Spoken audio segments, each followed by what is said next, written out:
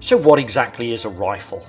Well, effectively it's a gun designed to be shot from the shoulder with a long, spirally grooved barrel that imparts spin on the bullet. The grooved spiral barrel is referred to as rifling and is where the word rifle comes from, unlike, say, a shotgun that are smooth bore weapons. For those interested in buying a rifle for hunting and particularly for deer stalking, we're heading to Braces of Bristol to talk to Dan about some of the best options on the market today. We're going to be looking at rifles in three categories: entry level, mid-range level and high end. So we're here today at Braces of Bristol and I'm here with Dan. Dan, great to see you. Nice having you. Thanks very much for inviting us over here today.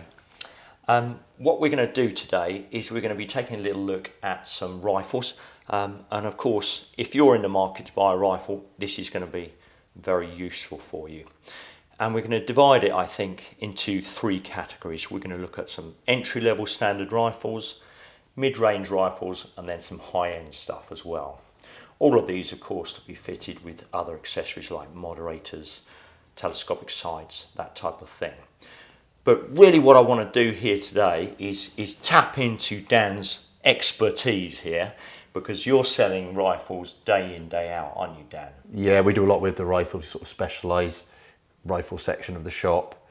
We like to have a good selection of rifles for all budgets, with optics and moderators, mounts, everything on the shelf, various calibers for people to be able to come in with their licence and pick up and go. So it's a great place to come if you need a rifle, isn't it? I like to think so. You would say I'd like to think so. No, it's fabulous. And you've got stacks of rifles here. And we're going to go straight in now to some of the entry-level standard rifles. And Dan, I understand now this is a good example of three rifles that, you've said to me are really the type of rifles that you would recommend for someone who's just starting out in deer stalking and want to get themselves something that represents some good value for money. So Dan, if you wouldn't mind, perhaps you can talk us through some of these rifles. Let's start first of all with this Tikka T3X. Cool. So yeah, the Tikka T3X, really, really good value for money. It would be the cheapest of the entry-level rifles that we would stock. There are other cheaper rifles available, but this would be sort of where I would. When you say there's other cheaper rifles available, what's that? Your Remingtons and your Weatherbys and the sort of American stuff. Talking about that Remington though, that Remington 700, probably one of the most widely sold rifles in the world, isn't it? It's really served a purpose there, hasn't it? Yeah, and nowadays there isn't really a rifle that won't shoot or a rifle that won't work. Yeah. But personally, I would rather sell the European rifles. Yeah. I prefer them. And I think this is an interesting point because almost all rifles these days will shoot a half-inch group, an inch group at 100 yards, won't they? I would say if it doesn't, there's something wrong with it. Yeah. Probably. Yeah. So out of the box, that's the type of accuracy that you would expect, irrespective of whether you're spending, £1,000 or several times that amount. They're all going to produce that level of accuracy, and a Tikka T3 is going to achieve that, isn't it? Yeah, definitely. The things I sort of like about the Tikka is the weight, obviously the light version. Yeah. And the rail on the top here? That would be additional actually. You would usually purchase that separately, whereas some of the other rifles come with Picatinny rails, but some people want ring mounts, they don't want a Picatinny rail on there. So you've got quite a lot of versatility with the Tikka. Yeah. It's available in all the main sort of common calibers, usually off the shelf. Obviously this year it's a bit more difficult with COVID, but you'd expect what, 243, 6.5s exactly. 6.5. Do a Creedmoor in it? Yeah. So 6.5 Creedmoor, saying increasingly popular caliber, isn't it? Really popular now, probably more than 243. Really? We would sell more, 270, 30-06. Correct. The full range. So can I have a little look at this one then, Dan? Yep. So, one of the things you notice about this straight away is it's, as you say, it's quite nice and light, isn't it? The bolt feels very simple, it's very straightforward, isn't it? It has a nice sort of feel to it. safety catch, push to fire, Yeah. isn't it? A bit like you'd expect on a shotgun. Yeah, push to go. similar sort of action. And that's quite intuitive, I think, don't you? Correct. One thing I would say, stop, what do you think? Yeah, I mean, I would say that's the weak point of the rifle, to be honest with you. You can feel that it's a cheap stock that's been put on a good action. Yeah. I mean, all stocks these days are going to be free floating. All barrels are going to be free floating, aren't they? But, you know, goodness me, we've sold heaps of these. And what's quite nice, I mean, we've got a price point here of 950 quid, basically, 944 quid here. It's a very affordable rifle, isn't it, Dan? And, you know, sometimes what we do with clients is we'll sell something like that, but we spend our money on the scope instead. Yeah. So, I mean, it would be perfectly reasonable to stick a Swarovski Z6 on it or something like that. And that would represent the majority of a person's spend. I mean, is that something you would think about? Yeah, I would say so, yeah. I mean, for around sort of £3,000, then you'd be able to get the rifle, a nice Swarovski scope and a moderator and go and shoot anywhere in the country. There'd be nothing, you wouldn't be outgunned in any way. Yeah. So a good setup, a nice rifle to go for, but potentially perhaps a downside, just a slightly cheaper stock. You can't pick this up on camera, but the feel, the texture is smooth, isn't it? It's plastic. It has a slightly shall we say, affordable feel to it. Let's put that one down and pick up something else. So another rifle that we've got here today, Dan, is the Mauser M12 Impact. Now, you know, one of the first things I noticed about this when I pick it up, the stock feels better. You've got like a soft touch stock, yeah. I must say, I like that, but we are spending more money, of course. We are here 1,150 quid. Yep. Tell me a little bit more about this one then, Dan. You sell a lot of these? So I would say this, to me, I would say is the best of the cheaper rifles. Yeah. It comes with the Picatinny rail, fluted barrel. You can have it with a black coated finish or the Ilathlon sort of stainless silver finish that one's in. Yeah. It's got 6 locking lugs on the bolt. So everything we'd expect from a Mauser. They've been around for hundreds of years, and you know, it's got that Mauser. It's got the feel about it, hasn't it? Yeah. Now, I think Dan, you'll correct me if I'm wrong here, but this Mauser 98 action, 1898, it's been around since they really started doing turn bolts or rotating bolts, and the action is forward and down, and your safety catch is here, which is a 3-stage safety, isn't it? Yeah. Unlike the Tikka 2-stage safety, isn't it? Yeah. Yeah. So when I say 3-stage, then of course in the safe position it locks bolt and trigger. One forward releases the bolt, doesn't it? Correct. And then the 3rd stage effectively releases the trigger as well. Yep. So that's what we mean when we say a 3-stage safety. It's one of those classic bolts, isn't it? I mean, this is just sort of so reliable, isn't it? It just feels very German to me when I use it. We sell loads of these. They're really, really reliable. Yeah. So you're one of your highest selling rifles? It would be the rifle we sell the most of. Really? Yeah. It's funny, isn't it? Because I thought you'd have been selling the Tikka T3X most of it. Over the years, the Tikka T3 was my kind of go-to recommendation. I always used someone wanted a budget rifle, an entry-level rifle. I'd just say, well, Tikka T3X is about probably where you want to start. But this is now a really viable alternative. I would say so at that price point, I really like it. It comes with the Picatinny rail. The Blazers, the barrel's made on the Blazer machines in the Blazer factory, so I mean, really, you're getting a Blazer barrel. Okay. Oh, really? Yeah, it's the same. That's interesting. It's all the same inside. So good quality barrel on there. Yeah. Do you like that safety? I do. The only complaint we ever have is the noise flicking on and off, but it's something that you would get used to. Yeah. You have to do it sort of gently. Once you've done it a few times, you sort of... I agree with you on that, actually, Dan. I have to say that probably of the safeties, I prefer that. But then I've used a Seiko for a long time and it feels very intuitive. That just I could agree with you with the safety catch, but it's something that you get used to and you can turn it on and off very quietly. And I think I've found that actually if you pinch it between your fingers and then turn it that way, you reduce the noise of the safety rather than flicking it. This sort of thing, which of course is going to send any deer sort of scuttling for the horizon, isn't it? In no time at all. So an absolutely great rifle. I feel just feels a little bit more mature somehow, doesn't it? Like there's a little bit more to it somehow than the Tikka. Obviously, you know, all rifles have their upsides and their downsides. I would perhaps say that Tikka, that stock's just, I don't know, just grates for me a tiny bit. This safety, well, I mean, how can I criticise something that's been around for 120 years? But nonetheless, it does have an element of, I suppose, noise and needing to get used to it. But I think overall, that's a really good rifle. That is a really good rifle. Yeah, I must say I like that. We'll have a little chat in a minute, see which one we prefer. But let's put that one down. Good. So our third rifle.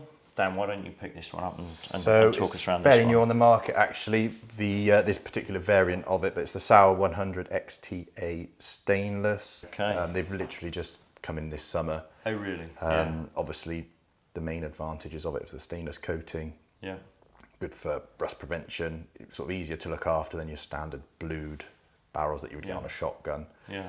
If you get blood on it and stuff, it doesn't just straight away rust. Sure. Yeah. Yeah. And what is it? I mean, what's the features that you like about it? It's quite a pretty rifle, actually, isn't it? I always like this Sauer stock, don't you, where it sort of tapers around the end. So the features I really like about this rifle, obviously, is that the coating on the barrel. Yeah. I like the fact that you've got an adjustable comb. Okay. So if you wanted to put sort of night visions or thermals, you can adjust the comb to suit. So just to raise your eye level. Exactly, and you can find, you can definitely find a good cheek weld with that kind of adjustability compared to the other two rifles. Yeah. You've got your Blaser machined barrel, so it's it's going to shoot as well as your 404s and your Blaser R8s. Amazing that you can spend £1,000 and still be shooting something that's almost as accurate as something that might cost 3 or even 4 times that amount of money. Yeah, I mean they'll have spent a lot of money developing those machines for those barrels. Yeah. May I? Yeah, sure. Cheers. Yeah. Again, as soon as you pick this rifle up, you notice that lovely texture to the stock. And when you've got cold hands, you've perhaps got dry hands from being out in the cold. That's a real asset, isn't it? And if anything, I think the stock on that even feels nicer than the other one there. So that's the Sauer 100. I've been shooting a Sauer 202 for years and years, so I suppose there's an element of familiarity to the way the stock looks here. I do like that. I find that very, very pretty. You've got this checkering on the pistol grip and on the forestock here as well, haven't you? Which is lovely. It has a feel to it, doesn't it? Yeah. I must say I like that. I find that very, very easy to move. The bolt shaft moves very, very easily within the housing. I'm not sure I'm overly fussed with that bolt handle. What do you think? As in the actual bolt knob? Yeah. Yeah, it would be nice if it was one piece of metal really rather than the plastic knob on the end to me. Yeah. But, I mean, that's probably one thing I would say about this Mauser. That bolt handle is lovely there, isn't it? I do like that. With all of these rifles, it's very easy to be picky and sort of picking up on the tiniest little things, but hey, that's what we're here to do today, isn't it? Magazine on this one. Box magazine. Yep. Plastic. Tiny bit plasticky, do you think? Yeah. God, I'm being very critical today, aren't I? You can see it's early in the morning. I'm obviously being really obnoxious, but tiny bit plasticky, as I say, is maybe the, something that is, I don't know, maybe a tiny bit disappointing in an otherwise, I think, what feels like an absolutely cracking rifle, this one. I like this one a lot. And price point, 1,488. So more money, and it's perhaps why, it's so likeable, isn't it? They've obviously spent a little bit of extra money getting that feel to the stock. It's a beautiful, beautiful rifle. So that sort of kind of leaves us with the question, doesn't it, Dan? So, you've got your £1,000 or you've got your £1,000 to £1,500 looking for an affordable rifle. Where's your money going to go? I'm a sucker for the M12. Oh, really? We've sold loads of them. They've been really reliable. Yeah. Lots of happy people going around using them. Yeah, yeah. They're all going to do the job, aren't they? Yeah. As we've said, crikey, I love the feel of this Sauer. Somehow the stock there for me feels absolutely fabulous. The Mauser feels like a very, very mature rifle. It's got that classic Mauser 98 action. the Tikka T3. You know, you're going to save 400 or 500 quid here. That's no small amount of money, is it? Well, it could make the difference between a mid-price scope and a top-end scope as part of a package. Yeah. Yeah. So as I say, we've probably sold more Tikka T3Xs than anything else. So, yeah. you know, you pay your money, you take your choice, don't you? But you've got a rifles there ranging from sort of just shy of the £1,000 mark, I think we said, didn't we, on that one? Yep. All the way up to just shy of 1,500 quid. So there is a disparity there, isn't there, in price range. 3 cracking rifles, and I think anyone would be very proud to have any one of them. I'd be more than happy to take one of those rifles and use it as my rifle forever. Yeah. Really. But I think probably the 3 main rifles on the market are that entry level standard that you want to be considering. I would say so. Yeah, if one of my friends came in, I would recommend one of those 3. Yeah, brilliant. Thank you, Dan. Next, we're going to move on to some more mid-range rifles.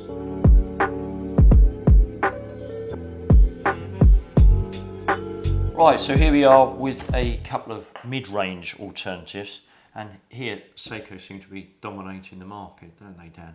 I would say so. Yeah, there's not a massive choice actually once you're over the sort of entry level stuff and under the top end rifles.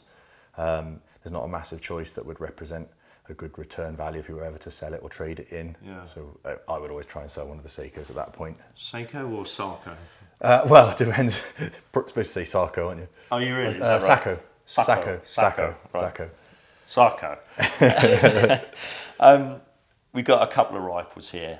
We've got Sarko. Well, I'm not going to be able to say that, am I? I'm going to call it a Seiko. I'm going to go Seiko. It's much easier. We've got the Seiko S20 and the Seiko 85, haven't we? Yeah.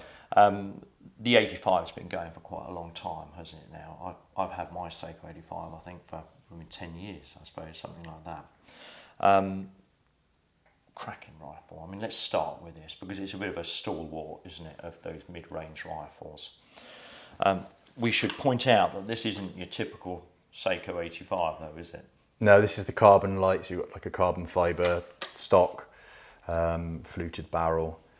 And it's just really, really nice to feel that the tactile that of the stock. Tactileness. Yeah, the tactileness of the stock. The stock's really tactile. Dan, you know, it's fun, isn't it? And it's a shame because you can't pick this up on camera, but I mean, it feels seriously, really nice. I want to get all odd on you here, Dan, but that's beautiful, isn't it? Yeah. I mean, it feels almost has like almost like a best way I could describe it, like a velvety feel to it, doesn't it? We do get people ask, oh, if it gets wet, is it slippery? But it's not at all. It's, you know, they've obviously spent a lot of money developing that carbon fibre stock. They clearly have. Yeah. And like the Tikka T3, the bolt is very straightforward, typical rotating bolt, and you've got that safety which is push to go again, but this time, Dan, I think I'm right in saying, well, I know I'm right in saying it's a 3-stage safety rather than the 2-stage, isn't it? Do you like that safety? I do, yeah. I do. I also like the fact that the magazine's locked in on the Seiko 85, so it doesn't just fall out. You have to push in on the magazine so push on there to remove it. Drop. So you can't be walking around and touch it on a fence post or anything else and lose your mag. And an alloy, isn't it? Which is really nice there. So it feels like it's got that metal feel to it, which I think is nice. When I say 3-stage safety, it has this catch here just in front of the safety kit, which you would normally get on the Tikka T3. And if you depress that, and I tend to depress it with my thumb and then raise the bolt simultaneously, it allows you to release the bolt without engaging the trigger. I'm correct on that, aren't I? Correct, yeah. It's a really good safety feature. Before I hold the line, right, you're the expert here, Dan. Tell us a little bit more about it. So yeah, the Seiko 85, most gamekeepers, stalkers will have owned one at some point or will own one at some point. Yeah. Really, really reliable rifle. I would say the only thing I'm not so keen on with the Seiko 85 is the mounting system. You're sort of restricted to, if you notice there's 2 dovetails here that aren't parallel, you're restricted to like Optilock mounts, or you can get sort of aftermarket Picatinny rails that go on there. Okay. But personally I would put the Optilocks on there if I could. Yeah. The disadvantage with the Optilocks is it's more difficult to put like a thermal or a night vision on there. Yeah. But the experience I've had with the Picatinny rails have been hit or miss. Okay. But as a stalking rifle, I mean, that is so light. You've got to carry it up hills or whatever else. It's really, really good. There's a reason why so many people have been going for these for so long, Yeah. and why they've been so popular. And price point there, 2,495. So, but that represents this stock, doesn't it? Yeah, the sort of entry level, sort of stainless synthetic ones, or the standard wood with blue barrels, are more like 1800, 1900. Yeah, which is actually the rifle that I've been using in a lot of the county deer stalking films. That typical 85, stainless steel. Synthetic stock, Yeah. and I believe in those days I picked it up for about 1,500 Yeah, quid, sounds which would have about been right. about right, Yeah. wouldn't it? So actually, not that much more of a spend to the Mauser M12 Impact that we were looking at earlier on. No.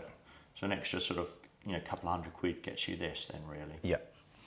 Yeah. So I mean, whether that Mauser fits into the entry-level rifles or whether it perhaps might have been better in this bracket, who knows?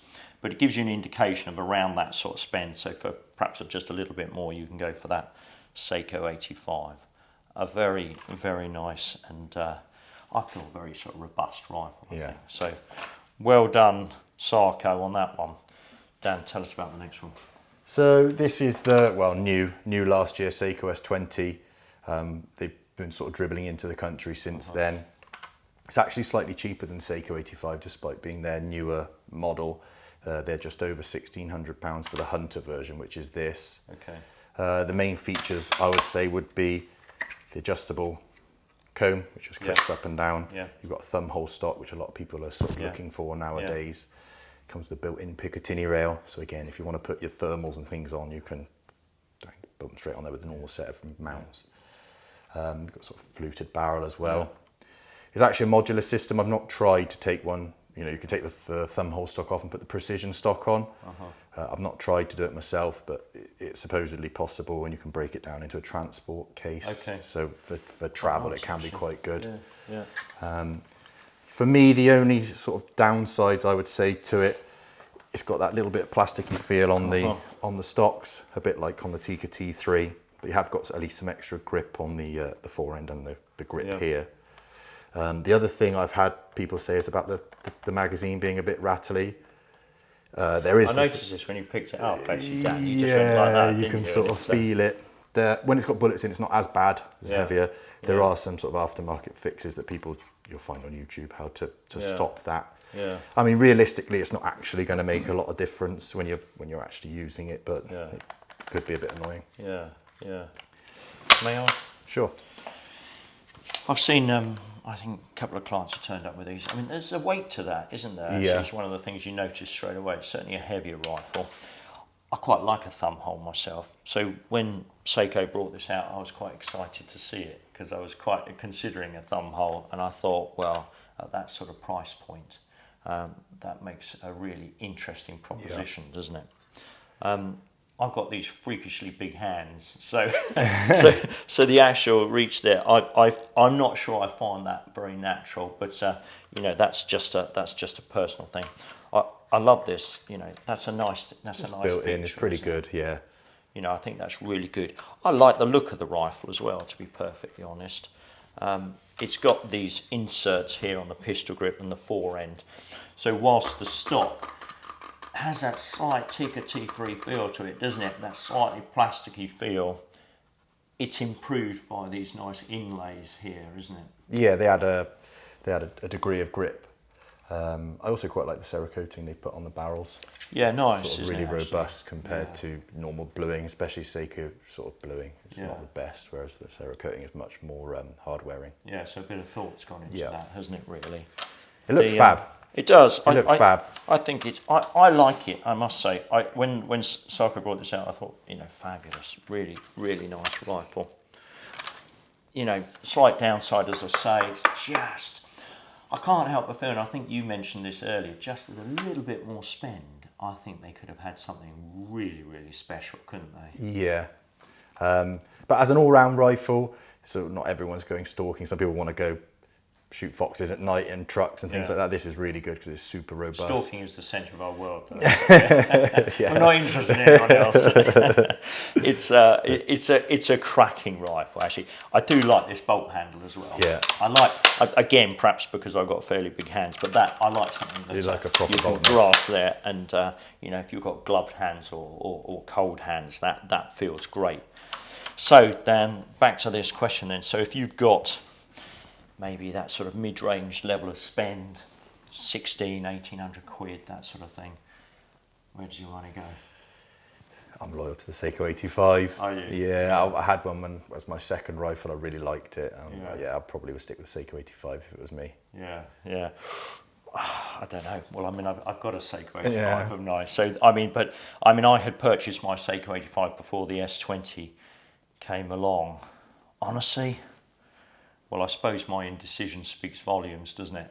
I don't know. I think it would probably perhaps come down to whether I wanted a thumb hole or not, and whether I needed this slight modular design and cheek piece.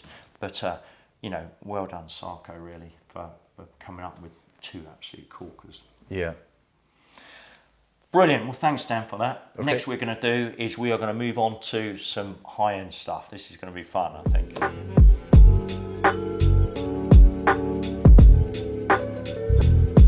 Right, well, we've got some fun here now, Dan, haven't we? This is the bit that I've been looking for, way out my price range, I hasten to add, but, absolutely cracking set of rifles here.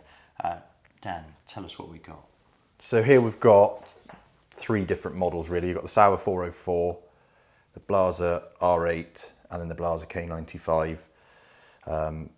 All of these rifles are modular, so you can interchange barrels, interchange stocks. So I'll just show you a selection of what we've got out. Obviously there's various other options that will adjust for whatever you want really. This represents a significant spend, doesn't it? Prices ranging from, on this one, about 5,500 going up to 19, 20. Yeah, which is a substantial spend. But my God, beautiful this one down here, isn't it? Yeah. But let's start off first of all down this end. Dan, perhaps you can tell us more about what we've got. So this would be the Sauer 404. There's a sort of continuation on from the Sauer 202, which I think you said you've got. Everyone in Scotland's got one. Everyone's used one. Yeah. The sort of the advantages with the 404 is the ease of interchanging the barrels. It's a much simpler system. They've got more stock options available as well. So here we've got like a grade 5 404 Elegance. Really, really nice finish to the woodwork. Yeah, lovely. It's really been thought about, this rifle. You can buy different stock sets, so you could have a synthetic one that you click on and off if you were going somewhere which would be maybe more rough and ready, or if you were going. That's quite interesting, isn't it? So you've got your pretty rifle, haven't you, or your stock, which you might want for certain situations, fair weather roebuck stalking or something like that. And then if you wanted to take it up to the Highlands where you need something a bit more robust, you can need to change it. Yeah, you could literally buy a stock and 4-end carbon fibre like that, and it just interchanges straight on. And Dan, tell me, in terms of the relationship between the cost of the barrel and the cost of the stock, where's the percentage there? I mean, where are you going to, it's all very easy to talk about two different stocks, but what might you spend on a standard stock for this? Standard sort of plastic stock would certainly be a couple of £1,000. Yeah. But it'd cost you more if you broke your nice wood stock. You damage it and so on. Yeah. It's very, very pretty. But unlike my 202, the safety system is different on the 404, isn't it? Correct, yeah. So with the 404, the safety catch actually engages the trigger sear. So when the safety's on, the trigger's completely decocked. There's no way that the trigger could accidentally go off. Yeah. And you're actually cocking the trigger as you turn the safety off, which is a really nice feature just for safety, really. Yeah. I think that's great, isn't it? Isn't it? May I? Yeah, sure. That was, this was a nice introduction from Sauer, wasn't it, to have that cocking element to it. Not too stiff either, is it? Sometimes when you pick them up, but I think that's absolutely lovely. It's a rotating bolt, again, a turn bolt, unlike the Blasers, which are going to be straight pull. The Blaser shares that cocking mechanism, doesn't it? Yep. But on the Sauer, you've still got that typical turn bolt rifle. It's always nice to pick them up, isn't it? And this is one of the nice things about braces here, is you can actually come down, handle some of these weapons, can't you, and make your choice about what you want. And that's absolutely cracking. It's a pretty rifle. The wood is absolutely lovely. silky, isn't it? Yeah. Absolutely love it. Triggers on them pretty good? Yeah, it's adjustable on the 404 as well. You've got the Quattro trigger, I think they call it. Okay. But, yeah, you can adjust it all. Just as you'd expect, really, Yeah. in a rifle of that. Typical release again. Yeah. Button on the forestock there releases a very nice feel to it. That magazine, I think you agree. Got a very, very slick, good feel. There's been sort of no expense spared, has there? And I think a really nice rifle. We had the thumb hole version here, don't we? Yeah, so this is the XTC is what they call it, which is the carbon fibre thumb hole. More of a all-round rifle, I suppose. You've got more features. You've got the adjustable comb. Obviously, it's carbon fibre. You've got fluted barrel. Yeah. This would actually be the model of the 404, which we sell the most of. Really? It's more expensive than the sort of standard synthetic, obviously, and the wood. You'd be looking at just under £8,000 for the rifle. Plus, then you would want a set of the swing-off sour mounts, scope and moderator. Yeah. But that would always have a good residual value if you ever wanted to trade it in or sell it. Okay. If things change, you give up shooting, whatever else. Yeah. I mean, if you spent more on your rifle, you would get more in return for it if you wanted to get rid of it again. Sure. Yeah. 10-year warranty. They're bloody brilliant. Yeah. They are really, Yeah. really good as Well, a functional rifle. I like the feel on that, I must say. That thumb hole for me, it's a step up from perhaps the S20, isn't it? Yeah. I just, I love this carbon fibre. It's a very, very pretty rifle, isn't it? Isn't it strange? Because, typically a lot of people would think, well, yeah, wood to get that pretty rifle, to get that pretty effect, go for a nice grain in the wood. I don't know about you, but I'm tending to go a little bit more down the sort of synthetic feel, the carbon fibres, those sort of things. I think they look attractive as well. I think they look great. I think it looks really good. Very sleek, the 404. If you were comparing it with the Blaser, it's a much more sleeker looking rifle. Yeah, yeah. And if you're used to a rotating or a turn bolt, then a really good option, I think, don't you? Yeah. Beautiful, really, really nice rifle, that one. I can well see actually why you're selling a lot of those. Once you pick it up and that you can feel the weight of it and the balance and everything Yeah. else, it sort of sells itself. Yeah. What I'd like to do, Dan, I'm going to pick up the next one if I may, because of course, one of the other alternatives when you're looking at a rifle like that is of course going to be The R8. the R8. So having instantly picked that up, it's quite nice then to pick up the Blaser R8, which I got to be honest, I don't know whether because I've been using a R8 Ultimate in our recent film, The Seeker, down in Purbeck. So I'm kind of used to it, handling it, and I don't know whether that perhaps taints the feel of it when I pick it up, but I love it. You've got this kind of palm swell here on the pistol grip, haven't you? You've got that insert here, which has a nice tactical feel to it. There's nothing going to be, your hands are not going to slip on that. It has a nice sort of rubberized feel to it, doesn't it? A nice texture. Very pointable somehow, isn't it? And of course, on the Ultimate, you've got the cheek piece, and I believe you can put the butt piece in. You can, yes. So that's modular. You can have either a recoil reducer or an adjustable length and height buttstock that literally slots onto any of the Ultimates. Yeah, yeah. Very modular. The whole thing is modular. Which is great, isn't it? Yeah. Well, it just means in the future, if things change or you want to change your scope or do different kinds of shooting or whatever it might be, you can buy the correct caliber and stick the barrel in there. Yeah. You can adjust how everything works back here. And if you really want to adjust your shooting position, then you can start thinking about the length of pull there, can't you? You can start thinking about your cheek piece. You can really, I suppose, cater the rifle to suit your individual style, can't you? Yeah, you can perfect it. You can perfect it exactly how you want it, lock it all in place, done. Yeah, I think it's fabulous. You've got this interesting magazine arrangement here, haven't you? Unlike these box magazines. Yep. It comes away with the trigger, doesn't it? Do you like that? I do, because it keeps the overall length down. So where the magazine's built into the trigger unit, the barrel can then come further back on the rifle and it keeps the overall length of the rifle down. Interesting. Without sacrificing barrel length. Interesting. So all the ballistics of the standard length barrel. Talk to us a little bit more about it.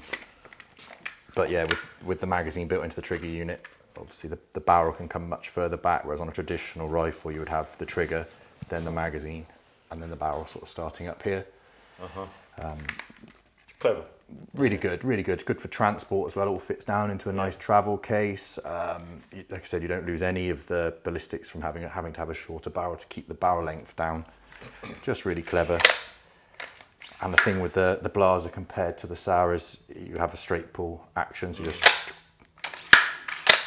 so when you want to reload quickly, this gets it's really intuitive. Once you've done it, once you own one and you've done it, all this stuff is just. It's funny, Dan. I was we did recently. We did the bore masterclass with Frederick Hanna, and he's a guy that's well used to shooting driven game, is driven bore. They're coming past, and he operates the bolt without taking his hand out of the stock, which I thought was pretty slick actually. In fact, my wife said, "Look at the way he's just so fast. How he manages to do that. I think it's incredible." So with a little bit of practice, you can effectively use it like this. Of course, let's talk about this just very, very briefly because we're talking about straight pulls here. So the number one thing that's different about a straight pull in comparison to a rotating bolt is you have effectively just two movements, and it's in a linear movement. So it effectively just comes back and forward, and that's it. So unlike the rotating bolt, which of course is four movements, so forward and down, and then up and back. So for that reason, these straight pulls are much faster. They're a much faster operating system. So if you are going to get a rifle that is for driven bore, or you need that quick follow-up shot, then the Blaser R8 is a really good alternative, isn't it? Yeah. Certainly for the driven stuff is really is much quicker. Selling a few of these? Yeah, I mean, to me, it's the best rifle on the market. Really? Yeah, to me, it's the best rifle on the market. Yeah. We sell lots of them. We have very little in the way of problems, which is always a nice thing if you're selling a product to know that you're not really going to have to worry about it in the future. Reliability, then. Reliability. Yeah. There's a lot of follow-on stuff as well. People tend to buy the rifle, and then after a year or 2 years, they get rid of all their other rifles and buy barrels for that one rifle because they find that they're not using their old Tikka or whatever else it might be, but they might prefer to have a barrel and a setup for their current Blaser. Price point on this? Just under £5,000 for the rifle. Okay. And then obviously you can have mounts and moderators on top of that. It's quite a clever system, the way the mounts will swing on and off and keep it zero. Nice. Really. Tell me about that. Yeah, that's quite interesting because if you're switching barrels, because some people will say to me, I'll get an R8 and I'll switch the barrels in with the stock, get a couple of different calibers. Yeah. A reasonable thing to do? Yeah, I think so. I mean, the barrels are available from 2.2 LR rimfire all the way up to, bigger than 375, the main sort of large safari calibers. Everything in between can all be operated off the one chassis. Yeah. The only thing you do need to bear in mind is the scope mounts swing on and off, but if you swap between two different calibers, you need two different scope mounts and two different scopes, otherwise you're going to have to re-zero it. Yeah. But if you've got it all zeroed on your 308, for example, take it apart, put it back on your 308, it'll be ready to go. Yeah, good. So I mean, really, so the tolerance is mechanically it's amazing. Excellent. Yeah, it's amazing how they've done it. You can really trust that, can you? 100%. It comes off, 100%. goes all back together, and you find that it's 100% you're going to be bang on again, are you? As long as whoever fit the mounts did it properly. Yeah. The first time. Yeah. So if you buy it from us, obviously, you can trust it. You can sure, a reliable provider like yourselves. Yeah. I think that's quite nice, actually, isn't it? I think that having the trust in your weapon to be able to do that is really important, isn't it? Because, in the old days, I used to think, well, actually, I just want to get out there on the range and just check the zero. But you're confident that if you do that... I'm confident. Brilliant. Really nice. I love the R8. I mean, my God, brilliant. It's brilliant. You can see why they sell so many of them, can't you? Yeah, and it's nice they've got sort of an option for everybody. You've got sort of woodwork, non-thumb hole, adjustable combs. They've got chassis, like larger chassis rifles they're bringing out now with bigger magazines. Yeah. You realise this is all about degrees of brilliance, though, isn't it? Yeah, it's not a question these days of sort of saying, that's so much better than the other. This is a question of personal taste, isn't it? And picking up components that you like, that suit your style of shooting. Yeah, I think it's really picking out what features you sort of value and choosing your rifle from there. None of the rifles we've shown today won't work. Yeah. They'll all be fine for all manner of shooting, but some features you prefer over others. Yeah, yeah. And then of course, the important thing is fitting a good scope to it. Yes, yeah. You wouldn't want to buy a nice £5,000 rifle and then put a £300 scope on it. No. No. You would be doing a disservice. We've got to emphasise this, Dan, haven't we? Because it's all very well to look at these beautiful rifles and think, oh, I'm going to spend my budget on this lovely rifle. But if you're going to put something rubbish on the top, then that's really what's going to affect your accuracy, isn't it? Yeah, I mean, it's akin to buying a race car and then putting budget tyres on there. Yeah. You do need a good scope. Yeah. You're almost better off buying a cheaper rifle and a good scope, I would say, if your budget is a limiting factor. Yeah, and you know we're dealing with deer stalkers, and you're hunting at first light and last light. You need that light as well, don't you? Coming into your eye, the light gathering is very, very important in optics. You know, there's no two ways about it. We sell Swarovski, and Swarovski, as far as we're concerned, are about sort of probably on the top of the pyramid there. But there's some other good optics providers as well on the Zeiss, Schmidt and Bender. I like all of those scope manufacturers are great. I'm with you. I like Swarovski. I like the after sales, and the features that you get with the Swarovski are really, really good. Yeah. But again, there's not really a bad scope amongst those sort of top European brands. They're all viable contenders, aren't they? Yeah, really? Totally. Yeah, brilliant. Now, listen, we've got a couple of really interesting ones now. I've been itching to pick this one up. So here we have, guys, the Blaser K95. Now, what's interesting about this, of course, is it's a single-shot break barrel rifle. Love it, don't you? Yeah. Absolutely love this. Come on, you handle it first. Tell us all about it. So this is the type of rifle, as soon as you put it in people's hands, they smile. Yeah. It's the sort of thing that everybody likes. Look at me, I'm grinning all over. It's just, it's so small. Yeah. When you go to Blaser, they've told me a few times that this is their most sort of consistent lockup system. So they always say to me, the K95 is our most accurate rifle, but the way it locks up is supposedly more consistent than the other ones that they do. Yeah. Oh, really? But the real advantages of it is the size. Light and terrifically accurate. Yeah. You can put sort of a smallish scope on there and a lightweight moderator, and that makes a really good stalking rifle. Inserts, Scott, all of the adjustability that you have from the Blaser R8 Ultimate, so you can put stock adjusters, recoil reducers, cheek pieces. Yeah. This version's got the leather inserts on the fore ends and the cheek piece, which add a nice sort of soft touch to your hand and to your face when you're shooting it. They are actually interchangeable as well, so you can buy other calibers and have it all on the same action, the same as the R8. Right. But for me, I mean, the real advantage to that is carrying it around. If you're going up into Scotland or in Europe and up in the mountains, that is so much lighter than a traditional rifle. Of course, it's a good job it's accurate, because you're going to be a bit slow on your second shot, aren't you? That's the downside. Yeah. But I would say actually, I mean, it doesn't actually take very long to pull a bullet out and stick another one in. Ejecting or extraction? It doesn't eject as an extractor, but you get your finger straight behind there and whip that out, put one in. It's not as quick as a bolt action rifle, but if you imagine you're pheasant shooting and you're reloading in between shots, it's similar to that. Just put the next one in. People who are used to shooting doubles in Africa and that sort of thing are straight exactly. out, aren't they?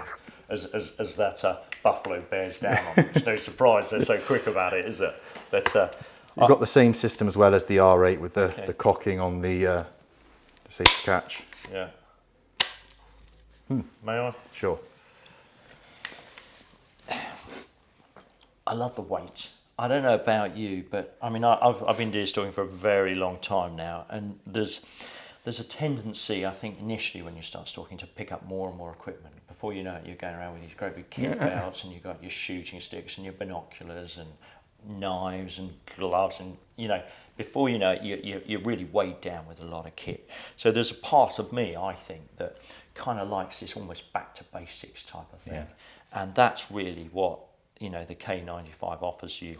I can just sort of picture going out on my own, just want that one shot, one kill situation with a deadly accurate rifle. It's very, very pretty as well, isn't it? Really? I think. Absolutely fabulous. It is threaded, isn't it? Yeah. But you ain't going to put a moderator on that, are you? No. Let's be honest. Yeah, one shot tends to be not too disruptive noise-wise. Yeah, love it. Absolutely lovely. The Blaser K95 Ultimate. Now this one, Dan, I hardly dare to pick up, to be honest with you. What's the price? Oh, well, you should cover, first of all, price point on the K95. So the K95, they do a synthetic version, which is more like £6,000. And then they do the carbon fibre version, which is 9.5. Yeah, okay. Just over. But hey, if you're going to spend £6.5, might as well spend 9.5 and have the carbon. If you're going for that kind of rifle, I think. Yeah. It's money's not going to be too much for an object. It also actually looks really nice in wood. Some of the wood ones, they do look really, really nice with studs and fore end. They just really cool. Lovely. Come on, you pick up that one. So here's one of our Blaser custom R8s. We've got a selection in the shop at the moment. We try to keep a whole dedicated selection of them. Yeah. They tend to take 12 to 18 months to arrive from order, so it's nice to have a decent section on the shelf so people can...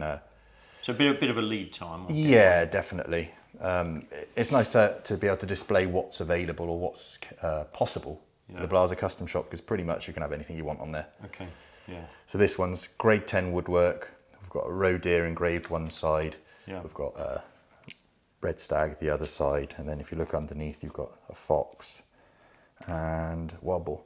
It's a work of art, isn't it? Yeah. You've got the sort of you've got the deep relief engraving, which I prefer.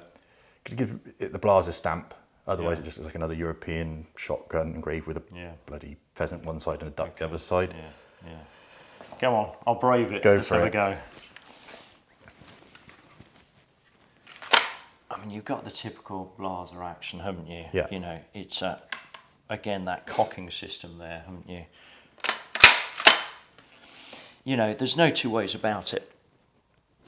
It's, you know, it handles like a rifle, doesn't it? You know, we're not sort of reinventing the wheel here, are we? Nope. This is going to be down to the appearance, isn't it? And yes, there's extras there, aren't there? There's some beautiful elements. I love this sort of The gold bolt head, gold bolt head trigger. is beautiful, and the trigger here, the engraving. I mean, my goodness, red stag, as you say, and roebuck on there. It's just an absolute beauty, isn't it? It's a work of art. And if you have got that sort of money, I mean, wouldn't you be proud to turn it up anyway with that? I mean, it's just absolutely stunning looking rifle, wonderfully accurate, fast straight pull bolt on there. Absolutely terrific. Love it. So, the big question then, Dan. Money, no object. Which one do you go for? I'd have the Blaser custom. Yeah. You get it out and everyone's jaws drop. Wow, isn't it? We often get people actually sort of say, oh, I wouldn't know if I could use that gun, but I always sort of think you spend 20,000 quid on a car and drive it on the road, or you buy a nice watch and you put it in the locker at David Lloyd. Yeah. A nice rifle like that is always going to be worth a lot of money. Yeah. Even if it's all scratched up and everything else, it's still going to be worth a lot of money. And I mean, you can always get this redone. Yeah. You've got a little nick, couldn't you? It's not really like you've got 20,000 quid and spent it and never going to get it back again if you want to, or your grandchildren, whoever it might be. Yeah. And this is almost heirloom stuff, isn't it? It is. It really is. You hand that down to your son or whatever, don't you, or daughter? You can get that out in 100 years' time. That's going to be an amazing looking rifle. Yeah, absolutely beautiful. You know, money, no object. Money, no object. You've got to, haven't you? I think so. It's just, I mean, really, come into the shop, have a little look at them. Absolutely beautiful. But I can't help but say that this Blaser K95, if I was going to come in here today and buy a rifle, stalking rifle, rifle, it's going to be that. It may be, in all honesty, because I've already got a Blaser R8, I've got a Seiko 85, I've got a Sauer. Well, it represents something a bit different, doesn't it? Yeah. And it's got that wonderful sort of, as I say, that one shot, one kill, which as deer stalkers is really what it's all about, isn't it? But my God, I mean, they're it's a great selection of rifles, aren't they? I don't know beyond that. I love that Blaser. I love my Sauers. Come down and have a little look if you get a chance. Braces of Bristol. You can come down and handle some of these weapons and really make your mind up yourself. Now, before I go, Dan, I'm going to ask you a question. I'm going to catch you on the hop here, because we've also got a rifle calibers film, and I was sitting down with Freddie Nesbitt talking about calibers for deer stalking. You've done a bit of deer stalking yourself. Go on. upset the audience. Which one are you going to go for? Which Is caliber? your preferred caliber? I'd have a 308. Would you? I would have a 308, yeah. Well, you're a fine man, because that's my choice as well. Dan, thanks ever so much for today. Really appreciate it. Thanks ever so much for inviting us down here today. It's been an absolute privilege. And, you know, I hope it gives you an insight, guys, into thinking to yourselves, no matter what your spend is, you know, whether you're going to do £1,000 or whether you're going to do very, very much more, there's something for you out there. And as I say, I hope that Dan's advice here today, and with a little bit of help from myself, has been enough to help you make your mind up as to which one you're going to go for.